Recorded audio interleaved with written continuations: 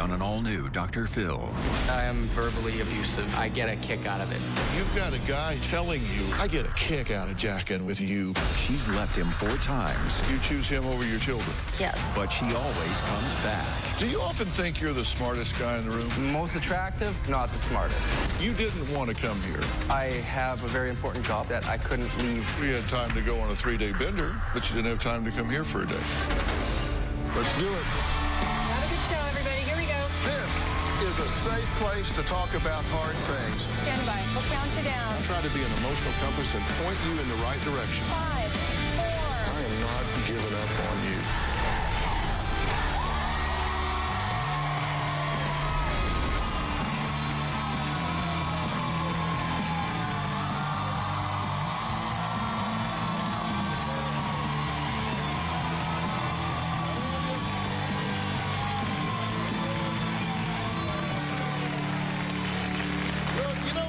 Mothers love to dote on their sons. I know mine did.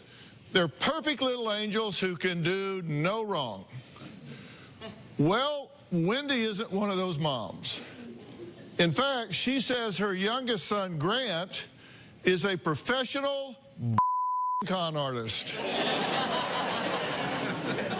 She says he has a drinking problem and a history of abusing every woman he has ever been with, including his current girlfriend, Corinne, who is 5 months pregnant. Now, Corinne says she loves Grant, but if he doesn't stop boozing and abusing, they are on the verge of losing their children. And it wouldn't be the first time, because she has already lost primary custody of one of her children because of her relationship with Grant. Now, Wendy says she'll do whatever it takes to protect her grandchildren, and wants her alcoholic son to shape up and shape up right now. Take a look. My son Grant is violent and abusive towards me and Corinne. He calls me crazy bitch. I walk on eggshells a lot because I don't know what kind of mood he's gonna be in. When he's drunk, he says things he doesn't mean. Alcohol is Grant's best friend. She's called me because she's scared out of her mind. He's screaming at her. He would push her out onto the deck, lock her out on the deck, outside in the winter. He tells her to get out of the house. Get out, and she's not taking the baby. It's a big cycle. Do you not understand that if you drink, our children get taken? I do understand that. When Grant's drunk, he's totally different. I don't even recognize the man he is. It's like Dr. Jekyll and Mr. Hyde. Anything can set him off. One time, he caught me in a lie and threw a cup at the wall. Our 1-year-old daughter was on the floor playing. I get angry with Grant because he keeps picking alcohol over his family. I moved out 4 times, and I've come back every time. She leaves or he throws her out. He starts to butter her up. Grant is a con artist because he has manipulated people his whole life to get what he wants. Grant has had a few DUIs. He was in jail. He's been to 1 rehab. Grant needs to get his together. I wonder if he has empathy. I've had enough of Grant's toxic behavior. I think that Corinne needs to break things off and move on with her life. I believe my children deserve a lot more, but I'm scared to leave Grant for good. I'm scared to be without him. He's the love of my life. Okay, you say you don't want to leave him because he's the love of your life, but yet you have children. I do, yes. And if you have to make a choice, you choose him over your children. That's what it looks like, yes. Well, based on results, that's Yes. what it's been. Yes. Okay, so you say he is a professional, to quote you, a professional con artist. Yes. And that she needs to get away from him. It's unhealthy for the children. It's definitely unhealthy for a baby. It's unsafe. I just think she needs to get away and be on her own. Well, see, this is kind of unusual, you know, because usually, I mean, y'all aren't married, but you're together. Usually the mother-in-law's dogging on the daughter-in-law and taking up for her son, and this is kind of reverse order. You're calling her, warning her, get away from my son. But she's telling us, I'm scared to stay, but I'm scared to leave because I don't want to be alone. She says, we met in rehab, not good. He lost his driver's license for years from DUI, and he was not working. I became his financial support, his driver, his bank. It was awful. The abuse began almost immediately for both of us, and I lost my precious daughter. Tell me, where is the threshold where you say enough's enough and too much is too much? Is there a threshold? Honestly, Somebody came and got your child because you were in a toxic relationship, and you said that's not enough. What is there a point that's enough? right now I'm at that point. For me, I want, however crazy people might think I am, I do love Grant. I do want a life with Grant. But a lot needs to change before that can happen. You've left him 4 times. Yes, I have. And you said, if you don't go to Dr. Phil, this is an ultimatum. Do it or I'm gone. This is, we're done. Yes. But you've said you've left 4 times. Right. I have. And I've tried to be very supportive of her leaving. And each time I go back. My producer calls, which is, this is for help, right? Right, I mean, exactly. He knows what this show's about. Yes. He knows that you've asked for help. Yep. My producer calls and he says, all right, that's it. I'm out of here. Goes on a 3-day bender. And I know it sounds crazy, Dr. Phil, I really do, but when we're good, we are good. When we are bad, we are bad. And I love him dearly, and I love my children dearly. And I know if he were to get the help, he could be a better person. You're willing to sacrifice a child. You say, I'm not saying he's the reason you lost your child. You say he's the reason you lost your child. All my drinking, too. Like, it wasn't all him why he lost. But that's what you said. Because of your relationship with him, because of all the alcohol and your toxic relationship with him, they said, we cannot leave this child in this relationship. And they took her. And that wasn't enough to wake you up. Well, Grant says that Corinne and his mom both need to just butt out of his life because he says no one has the right to tell him what to do. Let's get his point of view here. I am my own worst enemy. I have always enjoyed chaos in my life. I like to mess with people. I like to bring the worst out of people just to make it an even more hectic environment. If you're making me mad, I'm gonna provoke that extra little bit of rage out of you just because I'm pissed off. I provoke people into making them explode. It's a non-stop battle with Corinne. Corinne can be very aggressive. Corinne is overbearing and constantly making my life harder. I tell you, I just want to be left alone. I'm verbally abusive to Corinne. I call her a psycho bitch, crazy, nutcase. I lash out. I tried to hurt her feelings when we're fighting. I get a kick out of it. I smacked her once and pushed her out of the way. I'm an alcoholic because I don't have an off switch with alcohol. I drink once or twice a month. I drink about 15 beers. I've tried to hide it from Corinne. You always come home drunk. Every once in a while, I just want to go out and have a couple of drinks. My mom's sick of the drama. Corinne and my mom are like best friends. I don't like that relationship because mothers are supposed to have boundaries, and I do not give a rat's ass about my mom's relationship, so why should she care about mine? I don't believe that anybody really has the right to tell me what I do. This is my life. Grant does what Grant wants to do, and nobody's gonna tell him any different. Well, you're right about that because you're an adult. So you pretty much do what you want to do when you want to do it? For the most part, yeah. You say that you've been violent with her, but nothing too bad. And in fact, she's the one that's the most violent. Yes. With me provoking her.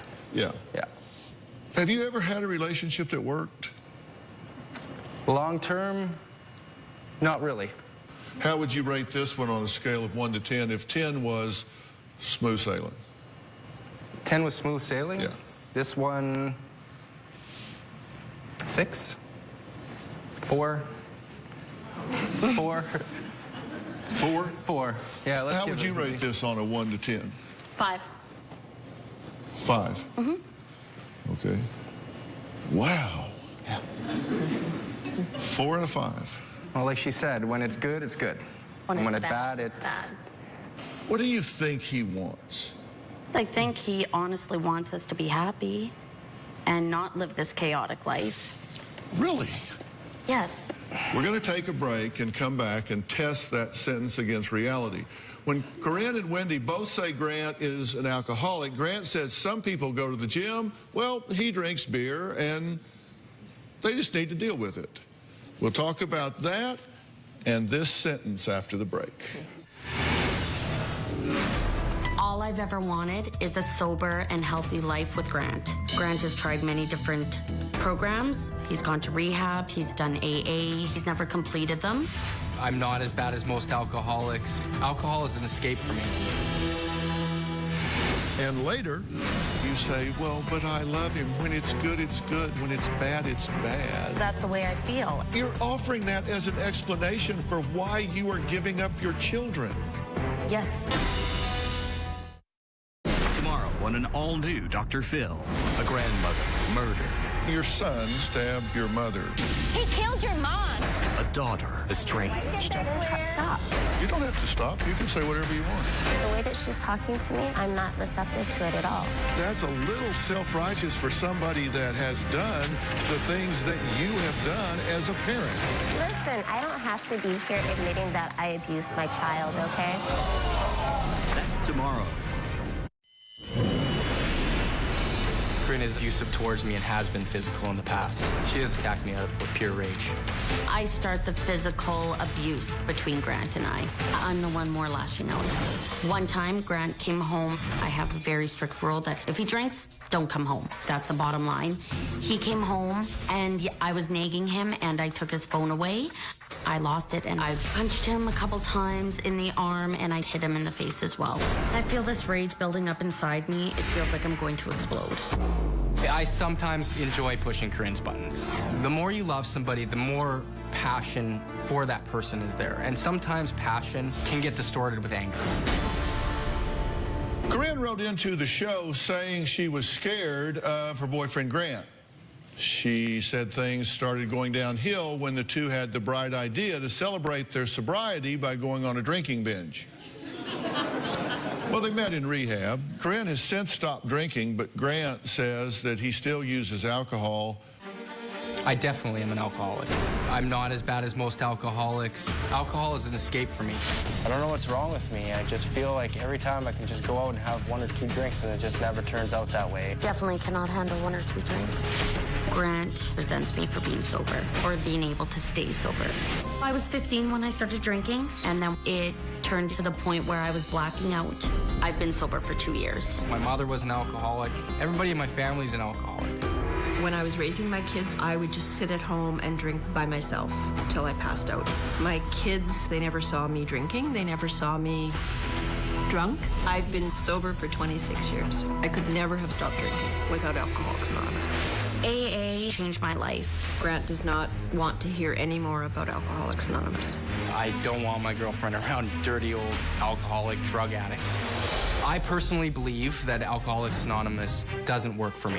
All I've ever wanted is a sober and healthy life with Grant. Grant has tried many different programs. He's gone to rehab, he's done AA, he's never completed them. I don't believe in a lot of the once an alcoholic, always an alcoholic. It's like a blind faith, like, oh my God, I can never pick up a drink again.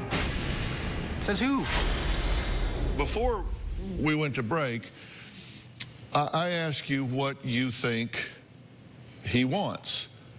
And you said, and I quote, "I think he wants us happy and to not have this chaotic life."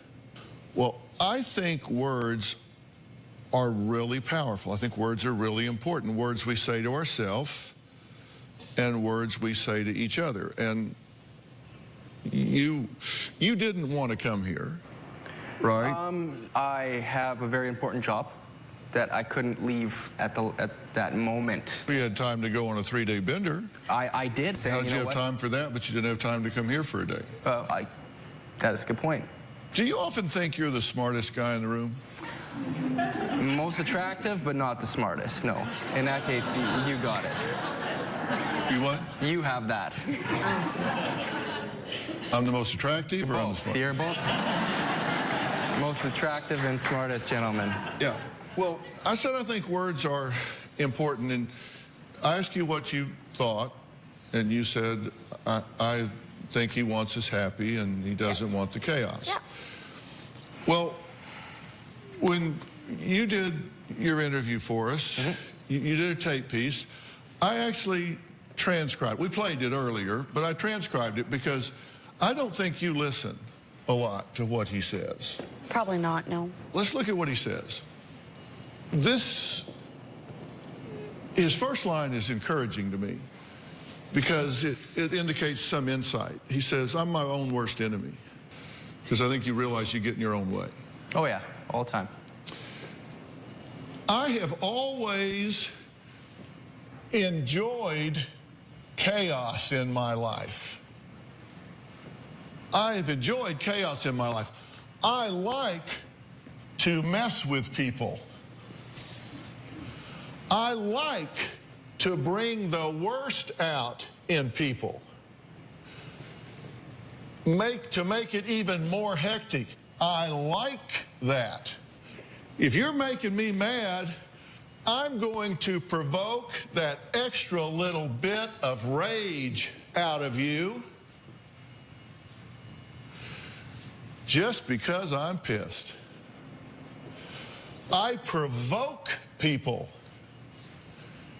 into making them explode. I think words are powerful. What do you think of those words? You said They're awful. I think he wants us to be happy. I think he doesn't like this chaos. He's telling us right here, I love this.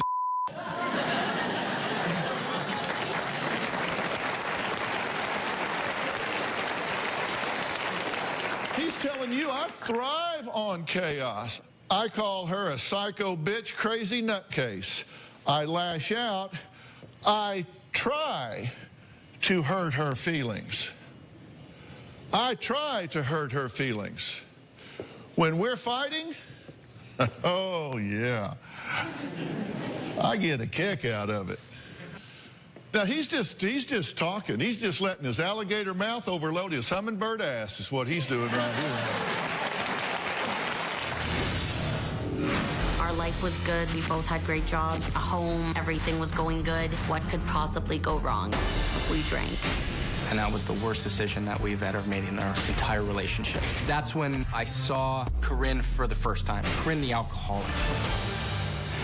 And later, you are toxic. If you can't change that, then end this relationship like that.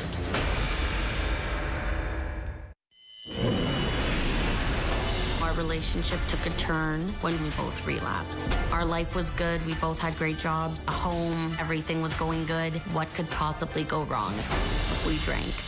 I was 9 months sober. Corinne was 6 months sober. Then the little demon in the back of your head started talking. One day, we decided, let's go get a case of beer and go out to the cabin. And that was the worst decision that we've ever made in our entire relationship. We were gone for 5 days on a binge. We were play fighting downstairs. We had boxing gloves on. We were both drinking. That's when I saw Corinne for the first time. Corinne the alcoholic. He said, this is how you choke someone out. Something snapped in me and I punched him in the face and he fell into the bathtub. That was the end of me. When we drank, we're a very toxic couple. I don't believe anybody. I don't believe anybody has the right to tell me what to do. This is my life. My life. Translation? Selfish. Screw you. Yeah. This is my life. Okay? Grant does what Grant wants. Nobody is going to tell him any different. He's now talking about himself in the third person. Okay. So we just asked him to sit down and chat us up for a few minutes, and this is what he said. I did say that, and it's true. But I don't go looking for fights. If someone has, I feel, in my opinion, wronged me or is pissing me off, then I will use that tool to aggravate them or to let's say, get them back for making me upset. But that's everybody. For the most part, that is a lot of people. So how's that working for you? It's not working out good. And over the years, especially with the kids coming and integrating into a role of fatherhood, I've tried to distance myself from that, but it's hard to reprogram 30 years of hardwired behavior. You say you don't think you're the smartest person in the room. You say people at AA are the most manipulative, sick bastards you could meet. That is one of the comments I have made, yes. Yeah. You said they're wolves in sheep's clothing, dirty old men, drug addicts, just, you know. Yeah. Those are, Like that. yeah. And I'm one. Yeah. And Corinne's I'm one. one too, because that has saved my life. If you're so smart, how come you've run your life off in the ditch so bad? I'm obviously You not would as, argue with a statue. You can't get along with anybody. yeah. I'm obviously not as smart as I think I am. That's why I'm here. That's the reason No, I you're ended here up. because you got threatened. No, because I'm here because I want the help for future Grant, for my children, for Corinne, for my mom, for their sanity, for my sanity. That's why I'm here. I'm here today sitting in his chair because I believe that there is an opportunity to eradicate the way that I think about certain things.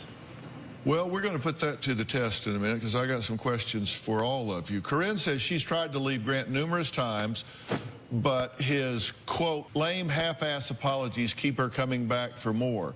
Wendy says Corinne is a drama queen who thrives on Grant's chaos. Boy, this is a match made in heaven, right? We'll talk about all of that after the break. Well, that's part of the Grant program. These two are both just victims. Could we outline the Grant program? Well, it's not funny. I need my space to calm down. When I ask Corinne to leave me alone, the last thing she wants to do is leave me alone. Corinne is in my face. Women want to talk about everything right now, and if you don't, there's always trouble. Grant has said more than once that if it wasn't for all the crazy bitches in his life, that he wouldn't be like this, and if he could just not have a crazy bitch in his life, he would be fine. Well, Corinne and Wendy have teamed up to get Grant here today. Wendy says she's sick and tired of being stuck in the middle of their relationship. She says she knows Grant has a problem, but thinks Corinne doesn't help matters by stirring the pot. Corinne is a drama queen. Corinne texts and emails me daily about Grant's behavior. Oh, she'll sometimes text me 15 texts a day, 20 texts a day. Sometimes I have to tell her to stop texting me. Corinne is high-strung. Corinne is stressed all the time, and Corinne likes to create problems that don't exist. She needs to have skills to manage her own life. Her maturity level is stunted. Yep. You know, Fair enough. I've been focusing on Grant a fair amount here. What I don't get, and I think what women all over the country right now are screaming at their television sets about, is what is your excuse? You've got a guy here that's telling you, I get a kick out of jacking with you. I get a kick out of making you just unwind and blow up, and I really enjoy that.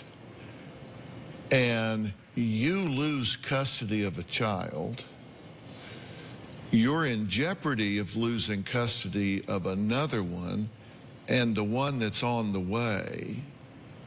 And you say, well, but I love him. When it's good, it's good. When it's bad, it's bad. What the hell does that mean? We're good. Like, we Okay, really I get it. do I heard love it. you. What does I know, that but mean? What do you mean, what does that mean? You're asking me... Well, you're offering that as an explanation for why you are giving up your children. Yes, I know that, and I've admitted to that, and that's not right. You know, I should have left a long time ago and stayed gone, but I keep coming back. Are you saying the good times are so good that they overbalance the bad times, and so you overlook the bad times? That's a good way of putting it, I guess, yeah. I don't... That's a good way of describing really... Yeah. Yeah, well, what everybody at home just heard was beep, beep, beep. What she meant is that didn't make sense at all. And you do contradict yourself. You contradicted yourself between things you say in text messages to her and what you interview to us. When you interview us, you say, I'm not scared of Grant. And in email, you say, I'm scared to stay for my children's sake, for my own safety. The kids never see abuse. They've never been around to see it. Then in an email, you say, he tells me I'm crazy, I'm a stupid bitch. He does this by text, or worse yet, in front of the kids. He doesn't stop me from going to AA meetings, but he doesn't think it works. Then in an email, Grant has made every attempt to sabotage my sobriety. What is it? You say one thing 1 minute and one thing the next. I'm all over the place. I'm stressed. I'm filled with drama. I like drama, I guess. I'm chaotic. And that's another reason I'm here, is I need to fix that. I need to do that for my children. I need to do that for me. This would be fine if you two were juniors in high school. That's exactly it. But you're not. No. You're adults. And there were 1, 2, soon to be 3 children now that have hooked their wagons to your stars. Mm-hmm. And they don't get the chaos. They don't understand why you think that Grant gets to do what Grant gets to do because somehow Grant's entitled. Being a little bit more selfless, I know Grant does what the Grant program does, but I've tried to integrate that into my day-to-day life. For instance, my job. You know, I was very adamant about what I wanted to do in my life, and I got it, so that's part of the Grant program. These two are both just victims. Could we outline? I'm not a victim. Could we outline the Grant program? Well,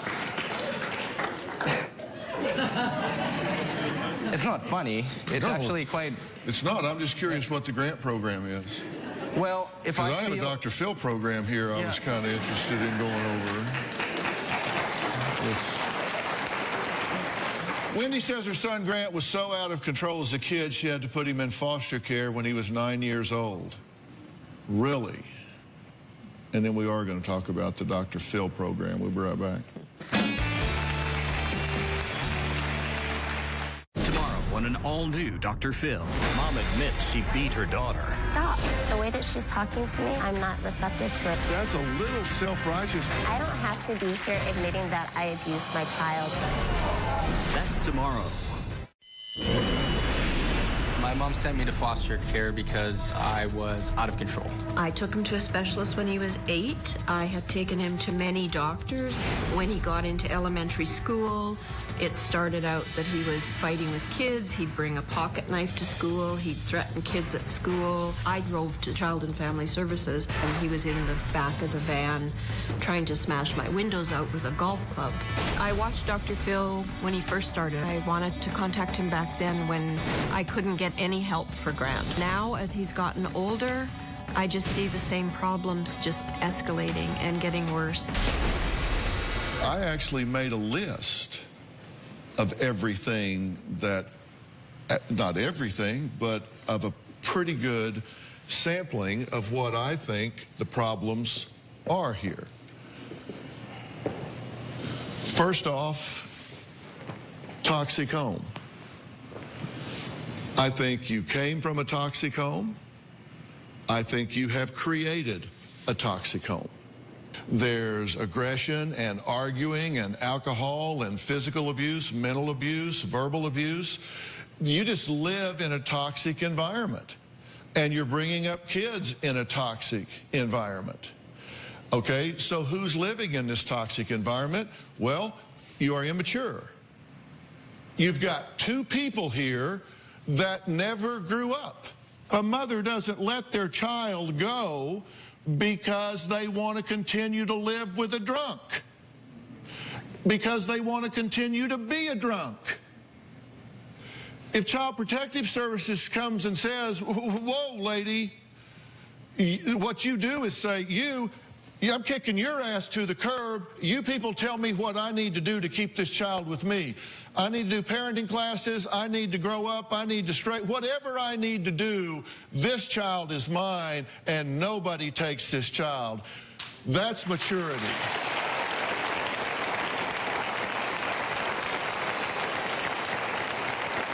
You didn't do that, and you didn't do it. You should have done whatever had to do to make sure that woman didn't lose her child.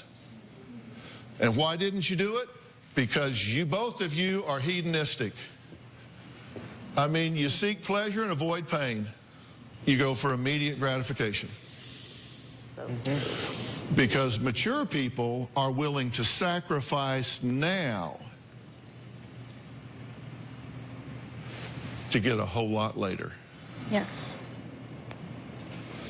But you can't do that when you have poor impulse control. And both of you have extremely poor impulse control. You're both self-indulgent. Everything's now, everything's drama, everything's all about them. And when you feel anger and frustration, you just vent it. Yep. And this is cyclical. You know, this is cyclical.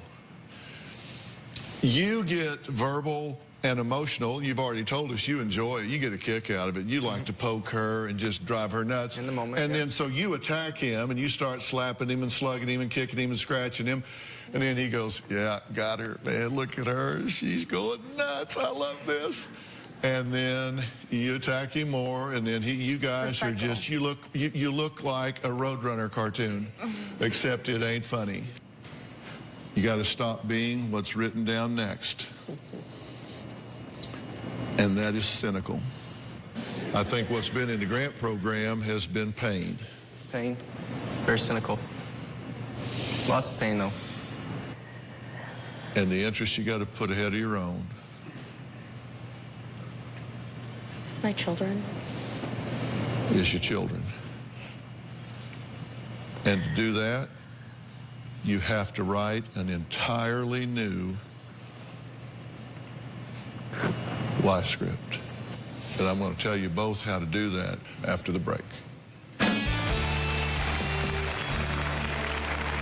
If you're going to be in the Los Angeles area and you want to watch a live studio taping of the Dr. Phil Show, go to drphil.com for free tickets or call 323-461-PHIL.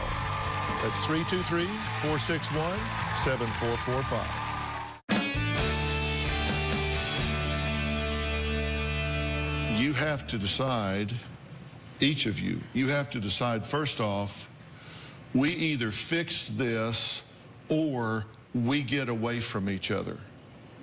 I mean, that's the foundational decision. Right. If this continues, if I thought this was going to continue, I would tell you to get away from each other before the sun sets today. Just that has to be the predicate upon which everything else is based. And I've said that over and over to them. That's number one. Then number two, you have to decide if you want to try and fix this, then you have to be willing to submit yourself to whatever it takes to get this chaos stopped and get this fixed. And I will get you the professional help to do that. I'm not going to force, require, chase after either one of you to do anything. I will make available to you whatever you feel like gives you the best chance to get the result that you want. I think you have a serious problem with alcohol. If I were you and I had a chance to get into rehab and get myself cleaned up, I would do that. There's a place that I think is really well suited to you. It's called Origins Behavioral Healthcare, and it deals with everything that has to do with your attitudes, beliefs, all your emotional adjustment, all the things that have to do with why you would self-medicate with alcohol, and teaches you what you need to do. I think you guys have to decide that, look, this is our chance. This is our chance to give our children what they deserve. And you have to be willing to immerse yourself in that or get the hell away from each other. It's just that simple. I agree. And if I make this help available to you, will you avail yourself of it? Of course I will, yes. Top, side, and bottom, all Yep. the way across. Yes. And Through and through. will you? Yep. Every step of the way. Every step. Fair enough. Okay? All right. Thank you so much. All right. All right, coming up, a mother discovers why her young child was disruptive and spinning in circles. What she learned has been life-changing for her and her little girl. We'll be right back.